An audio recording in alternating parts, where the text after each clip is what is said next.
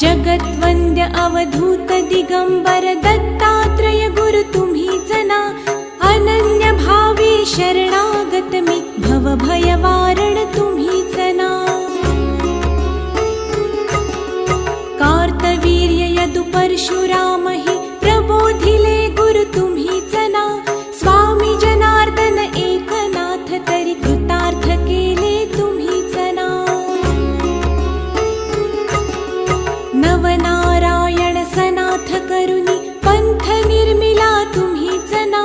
मच्छिंद्रादि जति प्रवृत्त केले जन उद्धारा तुम्हीच ना।